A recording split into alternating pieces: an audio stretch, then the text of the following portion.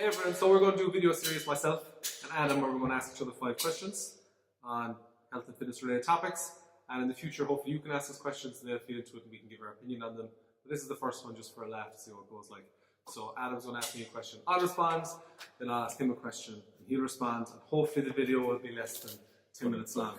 This is a life-size mini whiteboard as well, for perspective. Okay, first question. Who are your 3 biggest fitness influences? Oh, Jesus. Who are my 3 biggest fitness influences? I suppose you'd have to say Arnold Schwarzenegger just by proxy of him existing. Just because he existed and kind of established the industry. For fitness advice, obviously not. But like influence, definitely. For advice, who do I suppose I'd have to go to. Being honest, the book, Tim Ferriss's 4-Hour Body book, I read that in college. I read that when I was that 10 years ago, 11 years ago now. And that was the first book I read where it introduced me to loads of people. Again, that's a terrible book, by the way, for fitness advice. Shockingly bad. But it's got me into it, so that influenced me a lot and introduced me to loads of strength coaches and stuff like that. And the person who influenced me the most now... Mike Chang? Mike Chang? I never actually saw Mike Chang. I never actually saw Mike Chang ever because I had an ad blocker on YouTube, so I never saw Mike Chang once. I never saw one ad of his. And who influences me now? Oh my god. I'll split it. I'll have to do like the trifecta people, like I suppose like Eric Helms, Michael Zertel, Stair for Diet for this. Ray Norton for Diet, even though he's a douchebag. And less douchebaggy lately. Less. Kind of, yeah, and for more popular stuff, like it's kind of on the fringe of like doesn't work, like Joe DeFranco. Like I feel like some of the stuff he gets is right and some of the stuff he does is terrible. But that kind of thing. For advice, Omar Yousaf, Mark Bell, good calls. If you're, because like you said, Tim Ferriss bad, don't take his advice, Omar Yousaf, Mark Bell. I would take Omar Yousaf. Oh, I would, yeah, that's what I'm saying. Oh yeah, Omar Yousaf's a good call. If you're young, if you're a teenager, definitely he'd be a good, great start. Call, yeah. Great he would be a great start. Great point. Alright, so my question. That's my question. I'm laying for it. Yours. So, what's your favourite thing about coaching? Now that you've been coaching for like nearly a year. A bit longer than a year. Well, like the powerlifting, yeah. Favorite thing about coaching, in terms of just coaching people who aren't interested in sport, just interested in like, feeling better, would be seeing someone come in, not really understand anything, like understand why even, just kind of see people moving and then see that person kind of start to care about something like a squat. It's like a barbell squat. Okay. Seeing them start to care about putting more weight or increasing their depth or something like that. Just seeing them start to care about getting better. When someone starts to care about getting better, that's a cool thing to see. That's my favorite thing about coaching. Yeah, my favorite thing is either they get excited about getting stronger, and they didn't care at all, or for me personally, it's like you said there, when their technique gets better. That might mean nothing to them, but like but to me, like if they squat a little bit better, a little bit deeper without no pain, you're like, oh, it's amazing. Especially people who can't squat at all, and they can like do barbell squats, perfect technique. You're like, that's amazing. It's cool to see a squat change a person. Yes, it happens all the time. Yeah, it happens all the time. Someone will come in like high strung, stressed, and then watch them improve on a squat, and they change as a human over the space of a couple of months. It's a cool thing to see. It is a cool thing to see. There you go. All right, this might be better. What would you tell your younger self? If you could go back and when you started, when you were impressed by a 200 kilo squat. I was impressed. If you could go back. I tell myself Ray isn't impressive. Don't ever strive to be like him. Strength wise. Yeah. Physique wise, not even close. I tell my younger self, it would be, you're not invincible. You can't train 18 times a week and get away with it. Don't think in the moment like, fuck, this is I must be like better than everyone. I must be genetically elite because I can do this. It doesn't last. It doesn't last, and you'll be 18 and you won't be able to walk and you'll be fat and going upstairs will suck. So think about 10 years time and take a nice slow and controlled approach to everything. And look for a coach. Always look for a coach. You're not better than having a coach. Yeah, the one thing I'd say about having a coach is just it takes the thing. I would say at a young age, listen to a coach. And the advantage of having a coach anyway is it takes the thinking out of what you have to do, just do it. Even being a coach, you need a coach. You need a coach, because trying to handle other people, and then when it comes to yourself, you'll just do what you like to do. You'll just go on Instagram and get excited. Alright, next one. This is simple. What are your 3 favorite exercises and why?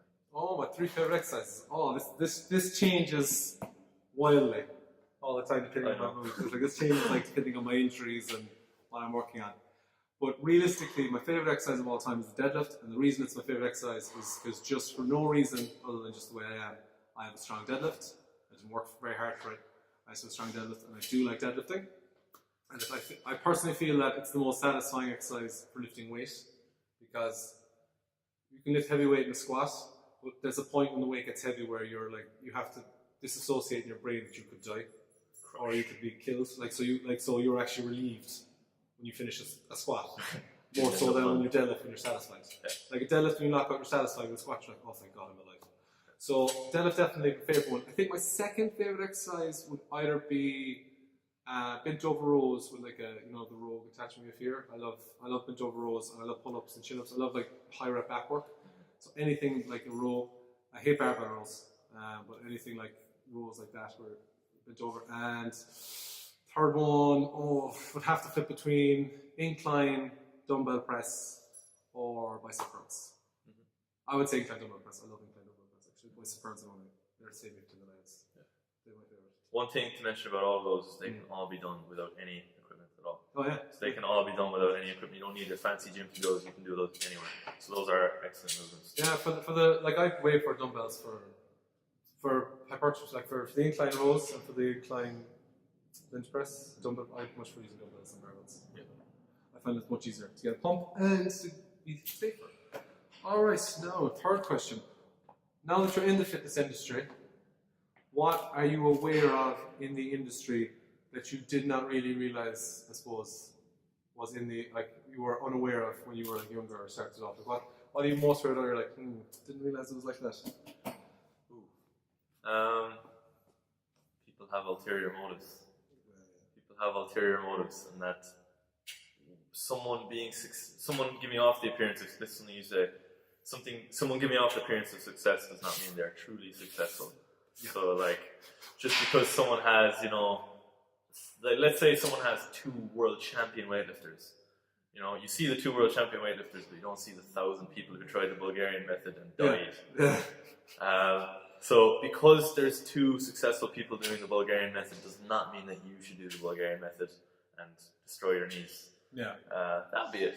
But that was also a trial and error thing. Like, but yeah, being in the fitness industry, you see that it's not as it seems at face value. Always, you kind of have to dig a bit deeper. You shouldn't take the first piece of advice you're given. Yeah, for me it was which that's just I suppose the sheer quantity of just like photoshopping and just. That's the thing. See, I don't really care about any of that stuff. Yeah, but for me, obviously, because it's this thing you're aware of now. Yeah. And you just it's like, oh, of course. But now, for people who just go on Instagram, I think that's true, normal. actually, yeah. Actually, we went back to Owen Reesoff, actually, did a video on that. Yeah. I think it was like a very short video showing like how he does a thumbnail where he's jacked and then he took off his top and this is what he looked like normally and he's like flat and doesn't look muscular at all. Yeah, Instagram standards are a weird one. That's actually that now that I think it would be the main. Because I didn't have Instagram, so when I was your age starting, there was no social media at all. There wasn't any. Yeah. Like no one was posting topless photos. No one was posting like pictures of themselves like working out or doing squats on Facebook. True. I don't think you could upload videos. On Facebook? I don't think so, no. That's right. You can link them from YouTube. Oh Jesus, well. I am old. Wouldn't even thumbnail it. That's just a link. Just a grey YouTube. Okay, this is a good one now actually. Over your 20 plus years of training. Oh my god, I started when I was 12. It's great in the beard now and everything. Over your 20 plus years of training, how has fitness changed? Oh, well. So for me, it actually, the only thing that has changed radically in fitness since I've been in my life for 20 years is CrossFit started. And that's like a new style of training that became very popular, and because of CrossFit, gym equipment became really cheap and really available. So gyms like the one we are in here, Orkney Fitness, they're possible. So they became really cheap. And the main thing that changed for me was people moved away from fitness as a thing for just vanity, just aesthetics, and people realize it's important to train for a sport so you're healthy, and it's important to train for your life so you're healthy. So there's been a general movement so that people understand that you exercise, overall you're healthier. So that's the biggest change, and the the other thing I've seen since I started as well is that what was actually recommended in the 70s It's true. is like by bro science and just dudes in the gym lifting weights, like exercise wise. What was recommended in the 70s by those people who just had great physiques and were very strong. So intuitively found these things out. Now, 30 years on, 40 years on, they have studies that show like, oh yeah, it's 3 sets of 10. Oh yeah, it's generally 3 sets of 10, yeah. It works. You know, and it's like, it's satisfying but also depressing that it's just like, yeah, it's just the best thing to do. And then sometimes maybe you do more, but not all the time, and then sometimes you do less. And you hope for the best. So Yeah. consistently do it. And So I think the biggest change is that, like, I think everyone knows what's, well, not everyone, but like CrossFit, yeah, popularized barbell training for men and women who just never aware of it.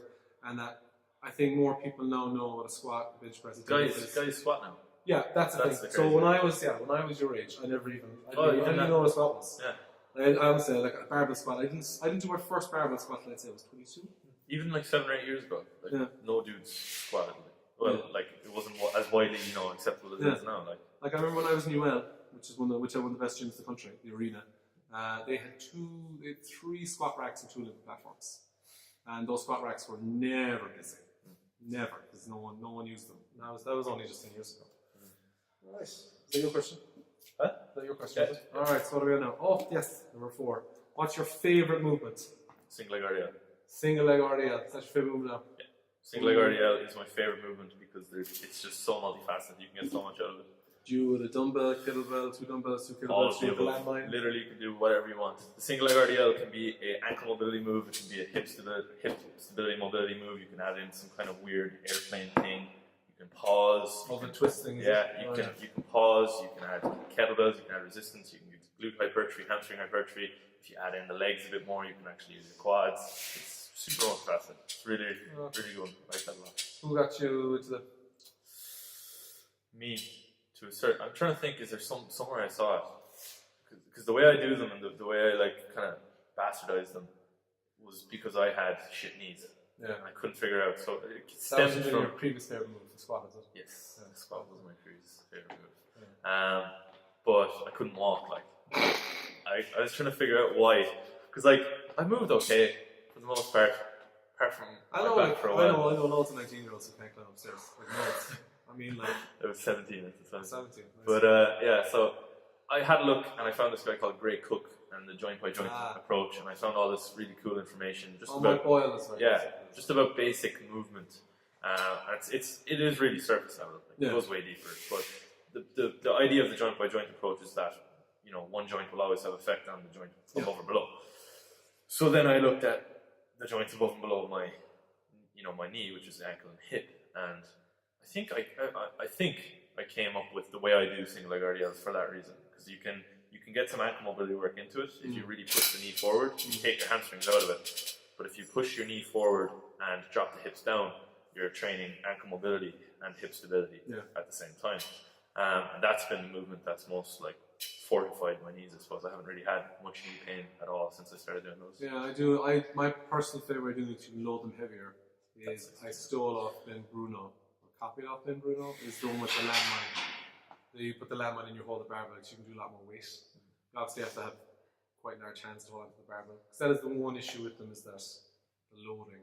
Because if you have strong hamstrings, like you can deadlift a lot of weight. So you want to put a hamstring effect on it, you have to be significant enough. But they are actually quite very exercise. I love them. Yeah, I do love them. If I could have people do, this is a question I have for you, but if I could have people do one exercise, it would be that. Oh, they're really hard to do. Teams, if I could have like people who play sports, GA nearly especially, have them do one mobility exercise. Like cut out all the static stretching, please. Do one exercise, alright, before games. Static stretching is fine, just don't do it like right before the event. 2 minutes for Do this, like just do a single leg RDL. Mess around with the movement, spend time doing it, and just figure out how you can move, how you can't move, and address that. Oh yeah, I would agree. I do enjoy them, although single leg work generally takes the workout twice as long. If you could choose, that's true actually, you have to do it on both Yeah, sides. I do both sides. If you could choose one exercise for people, what would it be and why? One exercise, oh my god, one, if I, like as in like, just like, for the regular person I had to pick one move. Yes. Oh, Thrusters are 2 moves. no, They don't no, help. they don't. Thrusters are only good. Like thrusters are only good for circuits to get your heart rate up. They're not good for anything else. Realistically, they're good for cardio, for weights. They're not good for strength or whatever. But one move. I'm splitting my hairs between goblet squat and swing. I would say for most people, because most people are cracked in these areas, kettlebell swing, because they have weak hamstrings, weak glutes, tight hips, and a weak low back, so they get chronic back pain. And kettlebell swing works your core as well if you've got it heavy enough, works your hamstrings, you can cardio with it if it's light enough. If you do the technique right, you generally bulletproof the back of your legs. So that one would fix a lot of people's problems unbeknownst to themselves. So that one. And they can do it at home, you don't need a gym, you can buy kettlebell. You don't need much. I would say kettlebell swing. What would you do? One movement? Yeah. Single leg RDL. Single leg RDL. For sure. See that? Single. The one downside that requires One weight. one way and loads of instruction to make sure That's you're the doing it. problem. Yeah, you need a coach for that. Yeah, you need because you have to feel it in the right way. Even though if you videoed yourself, It's still like there's still like the whys are the feeling. important. The why are you doing it this particular way? Do you know? All right. My last question for you is because you've actually lost quite a bit of body fat lately. Got fat. It's whatever, things happen. We've all been there. We've all been there. You know, life's a roller coaster that way. What diet tip, like similar to the exercise, what one kind of dieting tip, advice, relation to food would you give to someone? Cut out all carbs. It would be. No. It would be. No. Like the obvious answer is like what works for you and do it forever. But like Yeah, well, that is good advice. it is good advice. But I don't know. There's more. I feel like there's more pragmatic advice. Like, 'cause you can, if you're a bit of a like, you know, if you're not a very disciplined person. Oh, if you're like me, you went to a cafe this morning at 6 kicks. Yeah, that guy.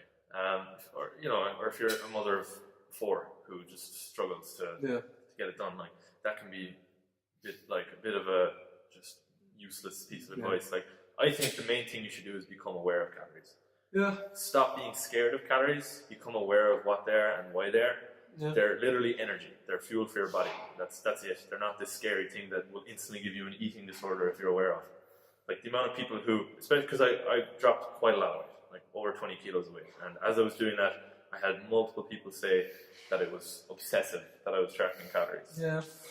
It's just not like it's just being aware of what you've got to spend, and if you're not aware, you're just you're blind spending. Like, and if your goal is fat loss, then really if you're not like aware of your calories, then you're just being lazy and cheating yourself. To be honest. Well, yeah, I think that the calorie thing is just like I think the depressing point about calories is that it's that's what Richard Mille says. I don't eat so much. But like you've got such a finite window, and then when you are aware of calories, it feels like it does feel like you're depriving yourself. So that you instead of like being able to eat 12 Ben & Jerry's, which is 1200 calories, because you're not aware of it. You're like, oh, I can only eat 700-800 calories. So how can I have 12 Ben & Jerry's? And you're like, well, you've got to work it into your diet, or you can have some of it. But like, yeah, it is not. You can save. You can save calories. Like that would be the thing. When I really got through the bulk of my dieting, because I didn't do it all in one go. I dropped 20 kilos over like 2 years, but I dropped maybe the first 10 in one go, and then over there it was maybe 2 or 3 kilos here and there. The first 10 it was rough because my calories at the bottom end were down like at 2,200, which like now I struggle to eat 3,200 calories. Like if I'm at 3,200 calories at the moment to lose about £1 a week, that to me is like hard. Oh, you're eating too much? Well, no, I'm not, but like I'm hungry. Like I'm hungry at 3,200 calories. Yeah, people don't realize in the dieting that you're going to be hungry. So like imagining myself now at 2,200 calories like makes me upset to think about. Like, I couldn't do it. I haven't gone below. But this is the thing is I'd be at 2,200 calories, but my thing was like I'm having a pizza once a week. Yeah. I'm having like a nice 1,800 calorie pizza once a week. So that's why I was at 2,200 calories. Oh, so you did it on the weekend? Yeah, so that it was actually a Thursday. I don't know why. Thursday was my pizza day. It's the weirdest day for pizza ever. But Thursday I'd get my pizza, and that would be that. And I wouldn't feel restricted for one day of the week, so it would kind of balance out. Some people might not need like an 1,800 calorie pizza. It might be 400 calories worth of biscuits 2 or 3 times a week. Or a bottle of wine, or whatever. Yeah, or a bottle of wine. It's just figuring out the calories. how do you, you know, manage that, like money? Yeah, that'd be my thing as well. Is like you have so much calories to spend. Everyone's is different. Be aware of them, and then it's up to you what you do. That's it. All right, so that, I think that's My last question. You have another one. I've- Oh my I god. have one more. Did I ask you? Yeah. Okay. Oh my god. Let me We'll decide. go bonus round. I've Go on, got pick one more. I've got 25 questions here Pick that I'm one more. scrolling through. Okay, I like this one to finish it off. At what point did you? At what point in your own training, I suppose, did you decide to become a coach / open a gym? Oh man, what time? So when I was when I was a teenager, I wanted to open a gym because I love training and exercise, and I generally wasn't good at sports, and I hated sport. I kind of hated sport in general. So I like training. And when I was in college, I did college, the business, all that jazz, and I still like training and stuff. I wanted to do finance. Long story short, went to crash, no jobs, got a job, didn't like it. I was like, heck it. And there was no gym in Bantry, so when I moved back home from college, there was no jobs, I had to move home, and there was no real gym in Bantry that had the weights I needed to lift, so there was no squat racks and stuff like that in the weights, so I bought lots of gear, and then just snowballed, and then when I was in a job I didn't like, so I just said, heck it, I'll open a gym, so I was on to open a gym. And I would say this to people, from a personal aspect, just because you like exercise, and this happens to a lot of people going to first train, just because you like exercise and you like it, coaching is radically different to actually just, people, because if you're coaching people, you're usually coaching people who haven't got the same enthusiasm for dieting and exercise that you do, thus why they need you to help them or guide them or encourage them. So similarly, if I was going to yoga class, I wouldn't have a clue about yoga, because I'm enthusiastic about it, I'm going to be instructed. So I always liked teaching. Like I loved, when I was in UL, I was a teaching assistant, and I genuinely like helping people.